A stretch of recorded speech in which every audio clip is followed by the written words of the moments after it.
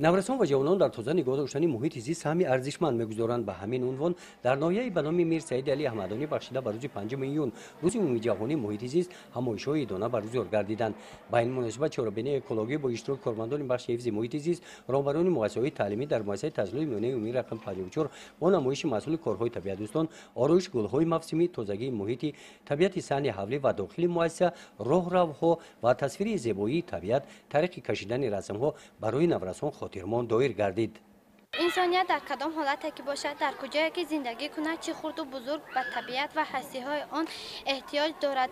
به طبیعت و هستی‌های آن انسانیت در یگان دور و زمان پایدار بودن نمی‌تواند، زیرا هستی همه موجودات عالم به خاک، آب، گل و گیاه، نباتات و حیوانات و رستنی‌ها وابستگی دارد. از این رو هر یکی ما را می‌باید تا طبیعت را تازه و آزاده نگاه داریم. در قسمت رسمی چهاربینی سردار بخش حفظ محیط زیست ناحیه به نام میر سعید علی احمدانی از نورستان دعوت به عمل آوردند که طبیعت را دوست دارند، پرتوها را در جایهای معین گردیده پرتویند، درختان را محافظت نموده دوست پرنده ها باشند.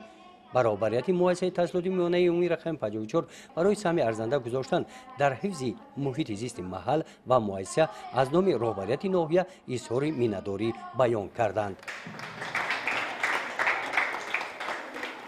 این چهاربینی یک بار دیگر به خوانندگان وادار نمود که خوانندگان باید حفظ محیط زیست را درک نموده طبیعت را آزاده و تازه نگاه دارند. بخشیده بر روز عمومی جهانی محیط زیست نورستان در موضوعهای حفظ طبیعت سرفکرانه استفاده نمودن آب نوشاکی، ذخیره‌های طبیعت، هوای تازه برآمد نموده صحنه‌های جالب نمایش دادند. در جنبش برای اشتراک فعالانه از نام بخش حفظ محیط زیست به نورستان سپاسنامه‌ها تقدیم کرده شدند. گزارش خواجه نظریف خدای نظر ظهورف از ناحیه به نام میر سعید علی احمدانی برای برنامه اطلاعاتی نوید.